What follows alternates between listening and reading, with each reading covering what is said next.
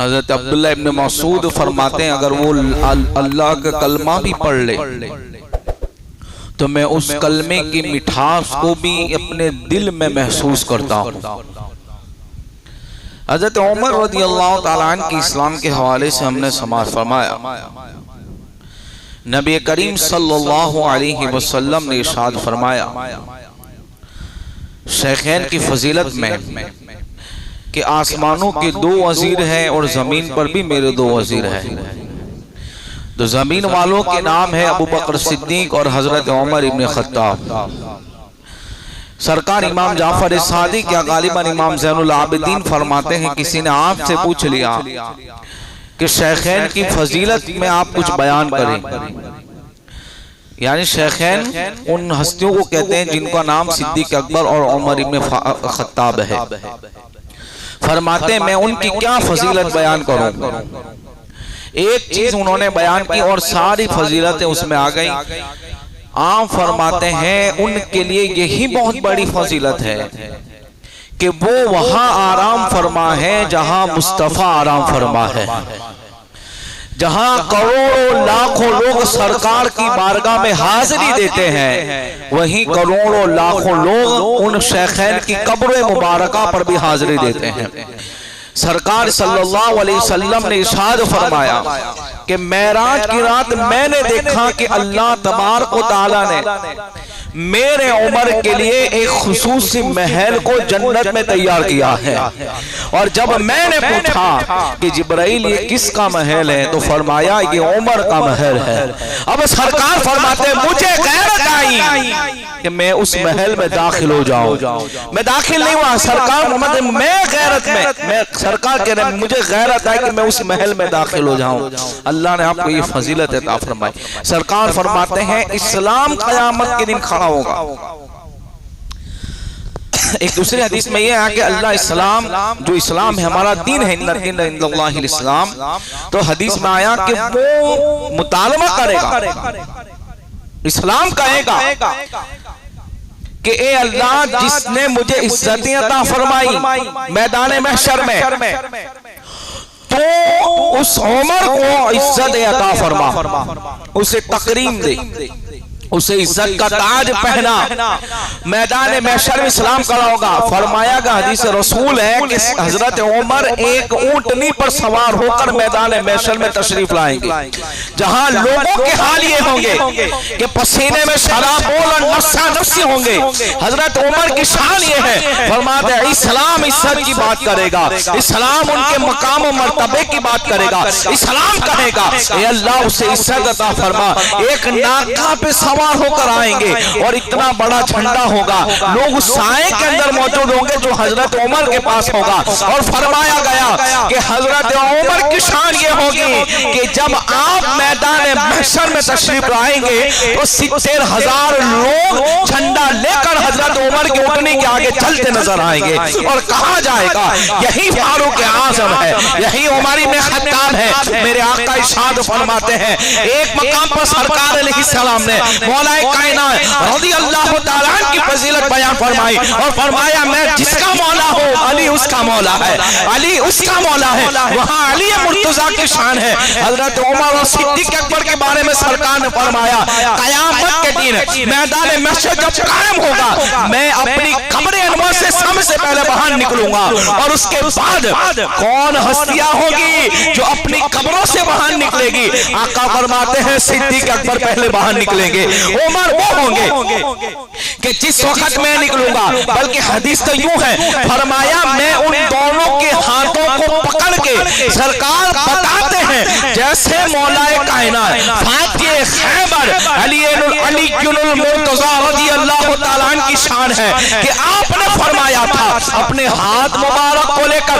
अली मैं जिसका मौला हूँ अली उसका मौला है। लेकिन यहाँ इस हदीस में यहाँ ये भी फरमाया गया कि जिस वक्त मेरे आका ताजदार कायनात सल्लल्लाहु अलैहि वसल्लम अपनी कब्र अनवर से बाहर निकलेंगे, हुजूर फरमाते हैं ऐसे हाथ लेकर खड़ा होगा, एक हाथ में सिद्दीक का हाथ होगा, दूसरे हाथ में उमर का हाथ होगा। इस शान से मैं मैदान महशर में दाखिल हो जाऊंगा। ये है हजरत उमर। मेरे प्यारे आका अलैहिस्सलाम के प्यारे दीवानों, मेरे आका ताजदार कायनात सल्लल्लाहु अलैहि वसल्लम ने इरशाद फरमाया, मौला अली इसके रावी है, फरमाते हैं ए उमर, तुझे सरकार ने जन्नत का आफताब कहा है, जन्नत का आफताब कहा है, जन्नत की रोशनी कही है, जन्नत का चिराग कहा है। जब ये बात मौलाए कायनात की ज़बानी से हजरत उमर ने सुनी तो फरमाया, अली क्या इस हदीस को लिखकर दे सकते हो कि क्या सरकार ने मेरी ये शान बयान फरमाई? मौलाए कायनात फरमाते हैं, हाँ हाँ मैं दे सकता हूँ, इसलिए कि मैंने सुना है कि हुजूर ने आपकी फजीलत ये बयान फरमाई कि आप जन्नत के आफताब है, आप जन्नत के चिराग है, आप जन्नत की रोशनी है। और याद रखें, जिसके साथ सबसे पहले मेरा अल्लाह मुसाफा करेगा, दुनिया के अंदर की बात नहीं हो रही है, जन्नत की नेमतें बेशुमार होगी, लेकिन फरमाया जन्नतियों सुनो, सबसे बड़ी नेमत जो जन्नत की होगी वो रब का दीदार होगा, वो रब का दीदार होगा। हमें रब का दीदार जन्नत में जरूर करना है। फरमाया जिसके साथ मेरा अल्लाह सबसे पहले मुसाफा करेगा वो हजरत उमर की जात मुबारका होगी। कहते हैं क्या लिख कर दे सकते हो कि मेरे सरकार ने ये कहा है? अल्लाहु अकबर। मौलाए कायनात इस हदीस को बयान किया और लिख कर दे दिया कि हाँ, सरकार ने आपको जन्नत का आफताब कहा है, एक हदीस में जन्नत का चिराग कहा है। अब हजरत उमर कहते हैं जिस वक्त मेरा विसाल हो जाए, इस रुक्के को, इस चिट्ठी को मेरी कब्र अनवर में रख देना, इसलिए कि कहने वाली जात मुस्तफा की है, लिखने वाली जात दामाद रसूल की है। अब देखो, जब ये बात इमाम हसन और हुसैन ने सुनी, इसलिए कि जो कांटेक्ट था, जो कनेक्शन था, जो मोहब्बत थी, जो उल्फत थी आपस के अंदर, इमाम हसन और हुसैन फरमाते हैं हजरत उमर की तो क्या शान है कि सरकार इन्हें जन्नत का आफताब कहे, लिखने वाले मेरे वालिद गिरामी हो। अजीजान मोहतरम, हजरत उमर की शान ये है, सरकार फरमाते हैं जहां जहां हक जाएगा वहां वहां, जहां जहां मेरा उमर जाएगा वहां वहां हक जाएगा। उमर की जबान और दिल पर हक जारी होता है। सरकार फरमाते हैं जब वो हक बोलता है तो दोस्त उसके कम हो जाते हैं, इसके दोस्त कम हो जाते हैं, इसलिए कि वो हक बोलता है, इसलिए कि वो सच बोलता है, उसका दिल भी सच बोलता है, उसकी जबान भी सच बोलती है। अजीजान मोहतरम, मेरे प्यारे आका अलैहिस्सलाम के प्यारे दीवानों, हजरत उमर की शान ये है, इसलिए कि वो जो कह देते हैं, इसलिए आपका एक लक़ब ये भी है, ये बात गौर से सुने, सिद्दीक। हम यूं अभी तक से सुना कि सिद्दीक अकबर को सिद्दीक, हाँ, इनको भी सदाकत का ताजदार कहा गया, और सरकार फारूक आजम को भी सिद्दीक कहा गया। वो कैसे? फरमाया गया रबिया नाम का एक शख्स हजरत उमर की बारगाह में आया और कहने लगा मैंने ख्वाब देखा है कि एक जमीन जो बंजर है, एक वो जमीन है जिसमें खेती होगी, घास होगी है, उस जमीन से अचानक मैं बंजर इलाके में चला गया। उसने ऐसा ख्वाब देखा कि हरी भरी जमीन जो थी, जहां खेत थे, घासें थी, झाड़ थे, वहां से मैं अचानक एक बंजर इलाके में सूखी जमीन पे चला गया। और जब मैं बेदार हुआ, मैं वही था, हजरत उमर के पास ये आया और कहा कि इसका क्या मतलब? तो वो जो के कहते हैं हजरत उमर, मैं आपको एक बात बताऊं, देखो मैंने आज रात क्या ख्वाब देखा, या आपने क्या ख्वाब देखा, जब तक मैं बयान न करूं, चाहे मैं झूठ बोलूं या सच कहूं, आप मान लेंगे। ख्वाब जिसको आता है उसी को खबर होती है। हजरत उमर की शान देखो कि अल्लाह ने क्या मकाम अता फरमाया इन्हें। मौला मुर्तजा ख्वाब अपने घर में देखते हैं कि फजर की नमाज का वक्त है और हुजूर की बारगाह में खजूरों का तमक आया और हुजूर ने सबको खजूर तकसीम फरमा दी, मुझे भी 2 या 3 खजूरें दी। ये ख्वाब मैंने बड़ा हसीन देखा। फिर फजर की अजान हुई, मौला अली उठकर नमाज फजर अदा करने उमर के पीछे आए।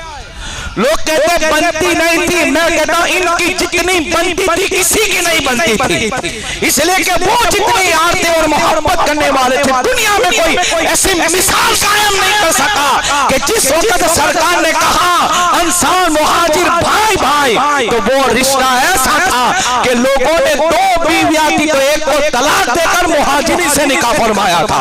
ये भाईचारा सरकार ने कायम किया था। इनकी जितनी बनती थी किसी की नहीं बनती। और ये वाकया दौरे फारूक आजम का है, इसलिए कि मुसल्ली इमामत में आते फजर की नमाज के लिए गए, जब पहुंचे फजर की नमाज के लिए तो हुआ यूं कि फजर के बाद हजरत उमर की बारगाह में खजूरों का तबक आया। तवज्जो, यहां से लेकर आखिर तक हजरत उमर की बारगाह में खजूरों का तबक आया और इन्होंने भी सबको बुलाकर खजूरें तकसीम की। और जब मौला मुर्तुजा का नंबर आया 2 या 3 दी तो काम मजीद 2, तो कहा अली सरकार ने ख्वाब में आपको इतनी ही खजूरें दी थी तो मैं भी उतनी अता फरमा देता हूं। अब अली मुर्तुजा ख्वाब घर में देख रहे हैं और उमर उस ख्वाब को मस्जिद नबवी शरीफ में बयान फरमा रहे हैं। ये है हजरत उमर। तो कहा कि मैंने ख्वाब देखा कि बंजर इलाके से, हरी भरी घास से मैं बंजर इलाके में गया। तो वो कहने लगे, हजरत उमर कहने लगे अब सुन ले, तू पहले इस्लाम लाएगा फिर इस्लाम छोड़कर काफिर होगा और उसी पर तेरी मौत भी हो जाएगी। सुभान अल्लाह। अब गौर करें कहां वो ख्वाब देख रहा है और उमर उसकी ताबीर ये बता रहे हैं। अब वो सामने वाला कहते हैं तवज्जो के, क्या बात है हजरत उमर के, अल्लाह अकबर। वो कहता है उमर मैंने तो ऐसा कोई ख्वाब देखा ही नहीं था। तो आपने कहा देखा हो कि ना देखा हो, अब मेरी ज़बान से निकल गया तो तू इस्लाम भी लाएगा, काफिर होकर ही मरेगा। दुनिया ने देख लिया, वो इस्लाम लाया, उसने शराब पी, हजरत उमर ने कोड़े लगाए और वापस गया और काफिर होकर ही उसकी मौत हुई। पता चला जो तेरी ज़बान से निकलता है वो बात होकर रहती है। उमर की जबान पे हक बोलता है, उमर का दिल हक बोलता है, उसकी जबान हक बोलती है, वो जो कहता है वो हो जाया करता है। इसलिए हजरत उमर को कहा गया आप सिद्दीक हैं, इमाम अहले सुन्नत, मुजद्दिद दीन व मिल्लत, अशरा इमाम अहमद रज़ा खां फाज़िल बरेलवी रज़ी अल्लाह तआला अन्हु फरमाते हैं 11 लक़ब ऐसे हैं जो हजरत उमर को हजरत आला हजरत इमाम अहले सुन्नत ने अपनी किताब में लिखे। क्या कहा गया, लोगों सुनो, ऐसा होता है लक़ब आदमी को दिया जाता है लेकिन उस लक़ब के मेयार पर उतरता नहीं है। हजरत उमर वो है जो आपको कहा गया था वही आप हक थे और उसी को करके दिखाया था। इमाम अहले सुन्नत फरमाते हैं हजरत उमर की शान के अंदर अमीरुल मोमिनीन, हर लक़ब पे सुभान अल्लाह गए, अमीरुल मोमिनीन, गैज़ुल मुनाफ़िक़ीन, इमामुल आरिफ़ीन, इस्लाम की इज्जत, इस्लाम की शान, इस्लाम की शौकत, इस्लाम की आन, इस्लाम की पान, इस्लाम की शौकत, इस्लाम की मेराज, ये आला हजरत उमर से कहा था और हकीकत में तो कहा था। इस्लाम को इज्जत आला हजरत ने हदीस की रोशनी में कहा था। इसलिए कि अब्दुल्लाह इब्न मसूद कहते हैं जिस वक्त आप ईमान लाते हैं उसके बाद खुलेआम नमाज होने लगती है, यानी पता चला उमर तेरा इस्लाम लाना इस्लाम को इज्जत अता फरमाता है। हजरत आला हजरत फरमाते हैं इस्लाम की शान है, इस्लाम की आन है, इस्लाम की कुव्वत है, इस्लाम की दौलत है। इसलिए तो सरकार ने कहा था कि जिस वक्त आपकी शहादत होगी इस्लाम उमर की शहादत पे रहेगा। इसलिए आपको कहा गया आप इस्लाम की दौलत है, आप इस्लाम का ताज है, ताज, आप इस्लाम की मेराज है, आप असुल इस्लाम और मुस्लिमीन है, यानी पता चला आप मुसलमानों को इज्जत देने वाले हैं, आप इस्लाम को इज्जत देने वाले हैं। आला हज़रत फरमाते हैं सय्यदुल मुहद्दिसीन, ये 11 लक़ब आपको अता फरमाए। मुतिम्मुल अरबाईन फरमाते हैं 40वें नंबर पे इस्लाम कबूल करने वाले, एक लक़ब आपका ये है। 39 लोग इस्लाम लाए थे, जिस वक्त हजरत उमर ने इस्लाम कबूल किया तो फरमाते हैं कि उस वक्त 40 का आंकड़ा अदद पूरा हुआ, जिब्राइल आयत लेकर आई, या अय्युहन नबी हस्बुकल्लाहु व मन इत्तबाअका मिनल मुमिनीन। इसलिए आपको एक लक़ब ये कहा गया मुतिम्मुल अरबाईन, दूसरा लक़ब है आदल असहाब, आदलुल असहाब। अब अलकाबात पे गुफ्तगू करता हूँ। फरमाते मतलब क्या है? मेरे सरकार फरमाते मेरी उम्मत में मेरा अबू बकर, अब हदीस कोट कर रहा हूँ, कहते आदलुल असहाब, मेरी उम्मत में मेरा सिद्दीक सबसे ज्यादा नरम और रहम दिल वाला है। मेरा उमर सरकार ने चारों की फजीलत बयान फरमाई। अब हदीस के अंदर तरतीब तो देखो, यही तो खिलाफत की भी तो तरतीब है। हम कहां अपने घर की बात करते हैं। सरकार ने अहादीस के अंदर इशारतन ये फरमाया मेरे बाद कोई खलीफा होगा तो मेरा सिद्दीक अकबर होगा, मेरा उसके बाद उमर होगा। कहा मेरी उम्मत का रहम दिल अबू बकर है, और फरमाया मेरी उम्मत में, मेरे सहाबा में, अब उम्मत भी आ गई, सहाबा भी आ गए, फरमाया सबसे ज्यादा इंसाफ करने वाला मेरा उमर होगा। अब कौन कह रहा है इंसाफ? एक बात बताऊं, फिर आगे अलकाबात जॉइंट करके एक बात बताऊं। जब हजरत देखो मैंने ये अभी जो जुमा में तो वक्त नहीं, आइंदा जुमा भी नहीं होगा, मुहर्रम शुरू होंगे तो हम इमाम हुसैन के ऊपर गुफ्तगू करेंगे, इमाम पाक पर रज़ियल्लाहु ताला। तो ये आखिरी जुमा है, फिर उसके बाद जो 10 दिन के बयानात होंगे, हम उन बयानात में इंशाल्लाह हजरत उमर का दौरे खिलाफत बयान करेंगे, तफसील से 3-4 दिन तक, जैसा हमारा शेड्यूल हर साल रहता है। तो हजरत उमर के दौर में नजरान के अंदर इस्लाम पहुंच चुका था। तो हुआ यूं था कि एक ईसाई बैठा हुआ था पादरी, और मुसलमान के छोटे बच्चे खेल रहे थे। अब वो खेल रहे थे तो उसको जिस चीज से खेल रहे थे वो चीज उसके सीने पे लगी। अब देखो अकीदा उस जमाने के बच्चों का, दौर है उमर के बच्चों का। कहा उस पादरी से जाकर कहा कि हमारी वो चीज वापस दे, तुझे अल्लाह के रसूल का वास्ता, यानी वास्ता वो उस जमाने के लोग भी देते थे। ये दौर उमर की बात हो रही है। अब वो जो ईसाई बदबख्त था उसने बारगाह रिसालत में गुस्ताखी कर दी, सरकार के बारे में नाजेबा कलमा कह दिया। अब इन बच्चों ने क्या किया? हजरत के दौरे उमर है, अदालत लगती थी हजरत उमर की, बल्कि आपका मामूल ये था कि आप जब हज करने जाते थे तो उन वक्त जितने भी गवर्नर होते थे शोबों के, इलाकों के, उनको आप तलब करते थे, बिठाते थे और पूछते थे कि कैसा निजाम चला रहे हो। ये आपका होता था मीटिंग। आपके दौरे पाक में मैं आपको एक बात बताऊं, जब आपको 26 ज़िलहिज्जा को हमला हुआ आप पे फजर की नमाज में, इसके लिए फजर की नमाज ही थी जिस वक्त आप पे हमला हुआ, तो ये था कि बहुत शदीद जख्म था, तो सहाबा किराम एक हकीम को बुलाने के लिए गए। अब देखो इंसाफ की बात, मैं इंशाल्लाह मैंने बहुत सी वाक़यात पढ़े हैं, हम मुहर्रम के दिनों में इसको जिक्र करेंगे, अभी वक्त नहीं। तो फरमाते हैं कि अब वो जब रास्ते में थे, चलो लेके आते हैं इनका इलाज हो,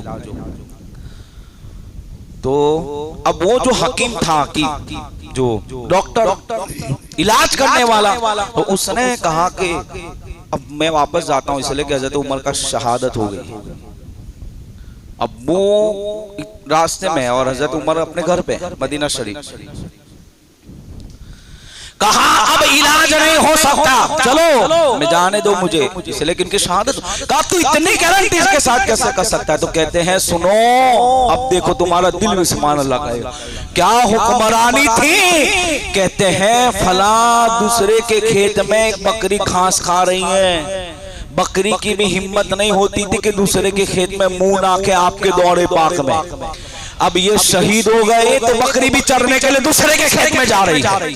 आप गौर करें इंसाफ क्या कायम किया था।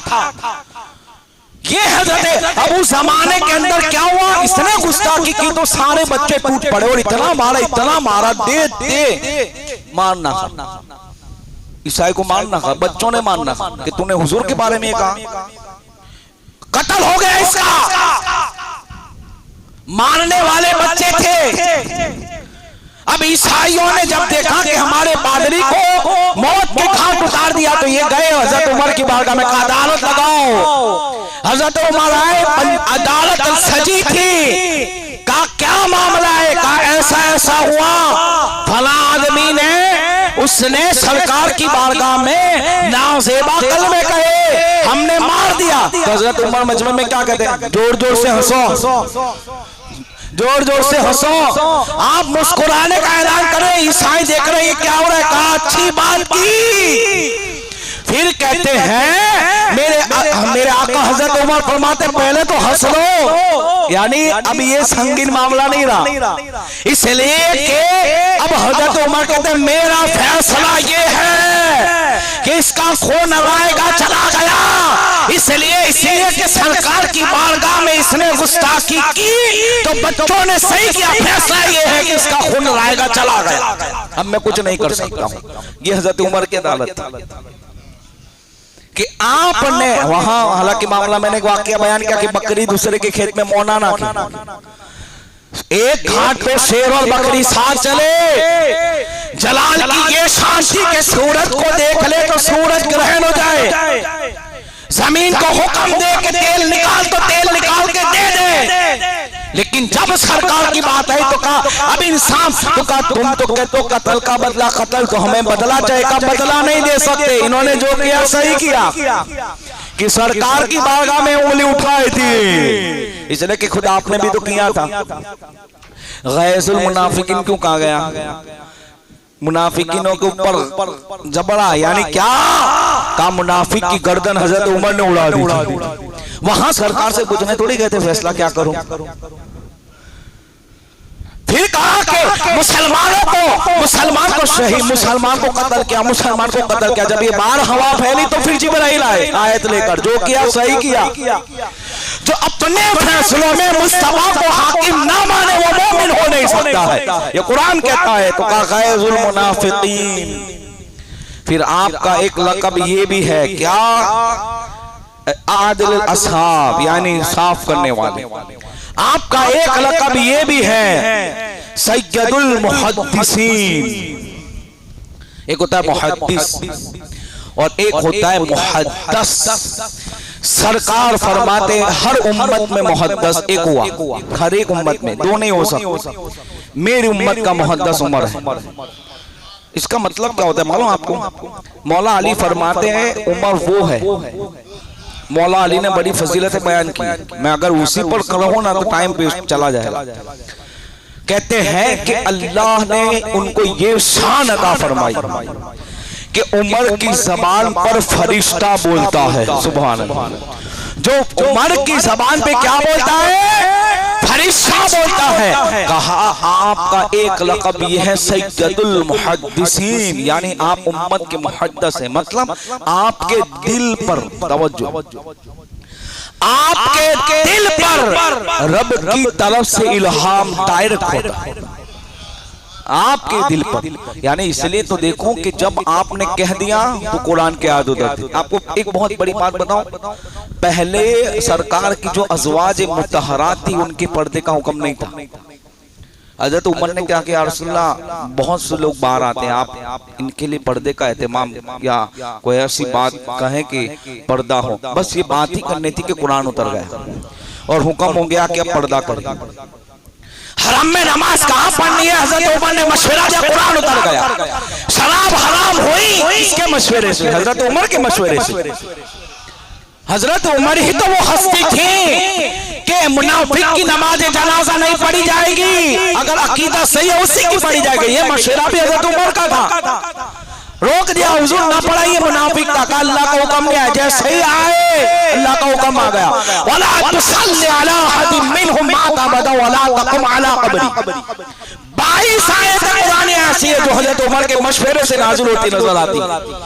ये है हजरत उमर, उनका दिल पे डायरेक्ट और कहते हैं जब वो बोलते हैं तो फरिश्ता उनकी जबान पे बोलता है, इसलिए कहा मुहद्दिस यानी उनकी जबान हक और जो बोलती है फरिश्ता उनकी जबान पे बोलता है। एक लक़ब है आपका मिफ्ताह, एक लक़ब है आपका मिफ्ताहुल इस्लाम। ये हदीस सुनने लायक है। अब्दुल्ला इब्न अब्बास फरमाते हैं एक दिन सरकार ने हजरत उमर को देखकर मुस्कुराया। अब सरकार जिसके सामने मुस्कुरा दे, सुभान अल्लाह। आपको बताऊं, एक आदमी ने सरकार की बारगाह में कोई सवाल किया, हुजूर को जलाल आ गया। हजरत उमर बाजू में बैठे थे, उन्होंने कहा इनका जलाल रब का जलाल। कहा आप, क्योंकि हुजूर इनके मिजाज, हुजूर के मिजाज इतने वाकिफ थे हजरत उमर कि वही बात आपने इतने अच्छे अंदाज में कही कि हुजूर का जलाल जमाल में तब्दील हो जाता है।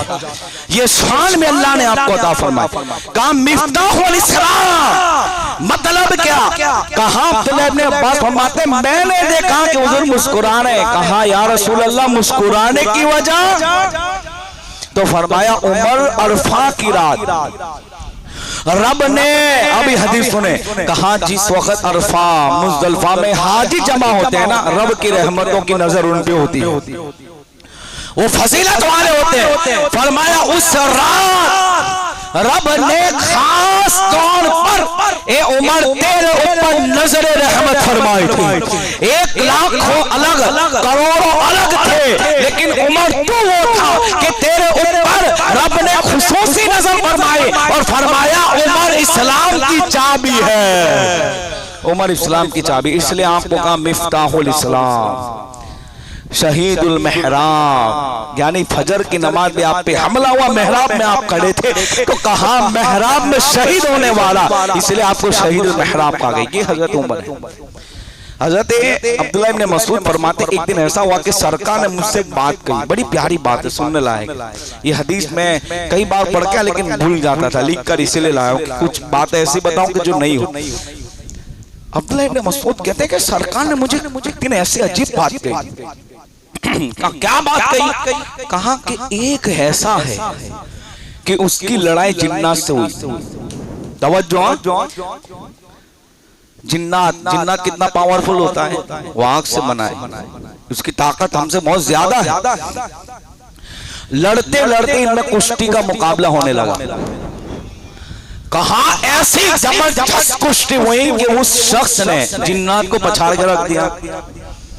फिर जिन्नात कहने लगा चल दूसरी बार भी लड़ते हैं, फिर लड़े। यह हदीस है भाई, और हवाला मेरी जिम्मेदारी, कोई फेंक बात नहीं है, हवाला मेरी जिम्मेदारी। यहाँ 2 किताबें पढ़ी हैं, अभी भी बता सकता हूँ। तो कहा कि चल दोबारा कुश्ती लड़ते थे, जिन्नात से डबल लड़ाई हुई। फिर जिन्नात को ऐसे ही पछाड़ के रख दिया। जिसने पछाड़ा वो इंसान था। वो कहने लगा कि तुम्हारे जिन्नातों में इतने कमजोर है कि सब दुबले पतले, सुभान अल्लाह। तो वो कहने लगा नहीं नहीं, मेरी जिन्नातों की जमात में मेरे से बड़ा पावरफुल और ताकतवर कोई नहीं। तो कहा तू ऐसा? तो फिर कहता है अब तो मेरी इज्जत तो बनाई। जिन्नात कहता है इसलिए कि उसने तो मुझे कमजोर कहा, हालांकि जिन्नात की जमात में इनसे जिसने कुश्ती लड़ी इससे ज्यादा ताकतवर कोई नहीं था। क्या चल तीसरी बार अमल, अगर इस बार तूने मुझे पछाड़ दिया, जिन्नात कहता है, तो मैं तुझे एक बहुत अच्छा अमल बताऊंगा। कहा ठीक है। फिर लड़ाई हुई, फिर गुत्थम गुत्था हुई, फिर उसने उसे पछाड़ के फेंक दिया। जिन्नात कहता है क्या ताकत है? तो वो कहने वाला कहता है जिसने पछाड़ा वो कहता है अब बता अमल क्या है? तो कहा जो आदमी रात के वक्त, ये हम सब के लिए आयतल कुर्सी पढ़ ले उसके घर में शैतान कभी दाखिल नहीं हो सकता है। हजरत अब्दुल्ला इब्न मसूद ने सरकार से पूछा आका मुझे ऐसा लगता है कि ये उमर नहीं थे, सुभान अल्लाह। तो कहा हाँ हाँ ये मेरा उमर ही था जिसने 3 मरतबा जिन्नात को पछाड़ के रख दिया था। ये हज़रत उमर की शान है। सरकार ने कब्र का जिक्र फरमाया, कब्र में ऐसा होगा और होगा, कब्र में ऐसा ही होगा कि मुनकर नकीर अपने दांतों से जमीन को फाड़ के आएंगे। इनके चेहरे इतने खतरनाक होंगे, इनके बाल इतने बड़े बड़े होंगे, सवाल जवाब के लिए आएंगे। इस्लाम के बारे में, मेरे बारे में, दीन के बारे में पूछा जाएगा। हजरत उमर ने कहा आका क्या मेरे साथ भी ऐसा होगा? हजरत उमर ने जब पूछा तो मेरे आका आका फरमाते जब तुमसे सवाल करेंगे फरिश्ते, फरिश्ता कहेगा हजरत उमर से बता तेरा इस्लाम क्या है, तो उमर कहेंगे मेरा इस्लाम छोड़ तेरा इस्लाम क्या है। फिर तेरे दीन के बारे में पूछा जाएगा, सरकार बता रही है हदीस पाक है, हजरत उमर से कह रहे जब तेरे दीन के बारे में पूछा जाएगा तो तू कहेगा मेरा दीन तो इस्लाम है, बता तेरा दीन क्या है। फिर मेरे बारे में पूछा जाएगा, यानी 3 सवाल फरिश्ते तुझे करेंगे, तो उनका उल्टा करेगा। तो मेरे आका मुस्कुरा के कहते उमर फरिश्ते कहेंगे कि हम परीक्षा लेने आए थे कि परीक्षा देने आए थे। कहा मेरे आका फरमाते इम्तिहान लेने आए थे कि इम्तिहान देने आए हैं। उस वक्त आपकी मेरे सरकार ने ये शान अता फरमाई, हर एक कब्र के अंदर सवाल का जवाब दे होगा। उमर की शान यह है, सवाल वो पूछता जाएगा और ये कहेगा कि इम्तिहान लेने आया हो, इम्तिहान देने नहीं आया हो। अल्लाह अकबर। मेरे आका ने हजरत उमर को ये शान अता फरमाई है। अजीजाने मोहतरम, हजरत उमर क्या है, एक आखिरी बात, कुरान में जिक्र है, मुआफिक आयत उतरी है, लेकिन कुर्बान जाइए आसमानी किताबों में मेरे अल्लाह ने इंजील और तौरात में भी उमर का तस्करा फरमाया। सरकार उमर फारूक आजम ने एक आदमी से पूछा मेरा तस्करा पिछली किताबों में क्या है, तो फरमाया आपको पिछली किताबों में एक लक़ब दिया गया। क्या लक़ब दिया गया? कर्नुन मिन हदीद, यानी लोहे का सींग आपको कहा गया, कोई की हिम्मत ना हो। मतलब ये था, ये है हजरत उमर। हजरत उमर के बारे में जिस वक्त आप अपने सवारी पर बैठ के जा रहे थे, नजरान के ईसाइयों ने जब आपकी पिंडली देखी तो फरमाया ये कोई मामूली इंसान नहीं है। हमने अब गौर करे कि पिंडली का भी जिक्र, अब तक तो ये था कि चेहरा देखकर कहे कि इसका नाम वहां मौजूद है, अब तक तो ये था कि सिफत देखकर कहे कि उसका तस्करा किताबों में आया था। लेकिन उमर इब्न खत्ताब की शान ये है, आपकी पिंडली को देखकर कहा था यही वो है जो हमें मदीना मुनव्वरा से बाहर निकाल कर फेंक देगा, हमें इस जमीन से निकाल कर फेंक देगा। ये शान अल्लाह ने हजरत उमर की बताई। एक मर्तबा हजरत उम्मे कुलसूम, एक आखिरी बात सुना, कौन है उम्मे कुलसूम? आपको एक बात याद है, बहुत पहले बताई थी और बार बार बताइए कि सैयदा कायनात का रिश्ता सिद्दीक अकबर ने भी मांगा था और हजरत उमर ने भी मांगा था कि हजरत उमर ये चाहते थे कि खानदान अहले बैत से मेरा रिश्ता जुड़ जाए। मौला अली की एक बेटी का नाम था उम्मे कुलसूम, इनके साथ हजरत उमर ने निकाह फरमाया। सुभान अल्लाह। ये है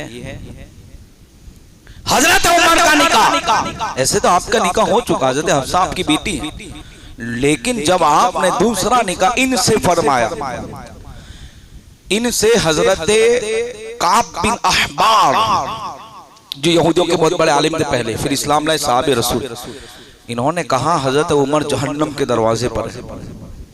अल्लाह, ये बात सुनी हजरत उम्मे कुलसूम को जला है। आप क्या बात करें मेरे शौहर के बारे में? अभी मैं कहता हूँ गए जब काब बिन अहबार हजरत उमर घर आए तो कहा काब बिन अहबार आपके बारे में ऐसा कैसे गुस्से में, और आपने जुमला भी कहा, मैं ये जुमला नहीं दोहराता, इतने जलाल में कि उमर जहन्नम के दरवाजे पर है। हजरत उमर ने काब बिन अहबार को बुलाया, कहा क्या आपने ऐसा कहा? तो कहा हाँ कहा, और फिर कहा आप तो जन्नत भी है। तो कहा ये कैसी दो बात? वही बात एक ही वक्त में दो बात। तो कहा मतलब क्या है? कहा फिर अखबार फरमाते रब ने अपनी आसमानी किताबों में ये लिखा है कि जिस वक्त हजरत उमर जहन्नम के दरवाजे पर होंगे, उम्मत में एक आदमी भी जहन्नम में नहीं दाखिल हो सकता है। वो इंसाफ कायम करेंगे, वो दीन कायम करेंगे, वो शरीयत लोगों पर पाबंद करेंगे और अहकामात इलाहिया पर लोगों को ऐसा पाबंद कर देंगे कि जब तक आप उम्मत में रहेंगे जहन्नम में कोई जा नहीं सकता। एक रिवायत ये मिलती है जहन्नम के दरवाजे पर आप खड़े हैं, यानी जिस वक्त आपकी शहादत होगी उम्मत में फितने दाखिल होते हो जाएंगे और लोग उसकी जहन्नम में दाखिल होंगे। इसकी वजाहत मैं मुहर्रम के दिनों में करूंगा कि आपकी शहादत के बाद उम्मत में क्या हुआ था। अल्लाह अकबर। ये शान अल्लाह ने हजरत उमर इब्न खत्ताब को अता फरमाई है। ये हजरत उमर। और याद रखें मौला, एक आखिरी हदीस सुन ले, टाइम हो गया।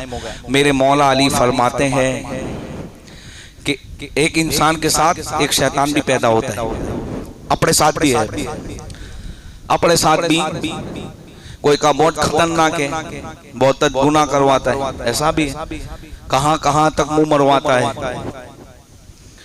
सरकार के साथ भी है।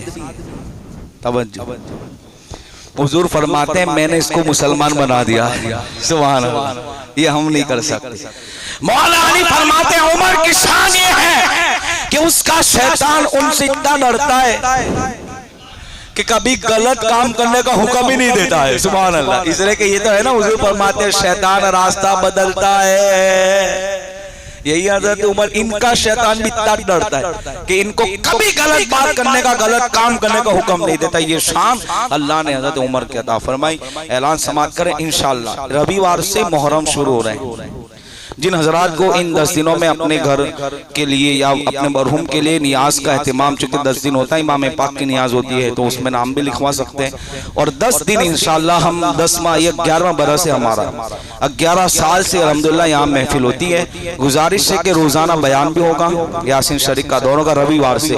मैं बहुत मोहतबरा गुजारिश करते कि इतनी मेहनत से जमा करके लाते हैं, फिर कोई होता नहीं सुनने वाला तो आदमी का दिल टूट जाता है, मेहनत करने का दिल नहीं करता। लोग रहते हैं तो बयान करने का अच्छा लगता है।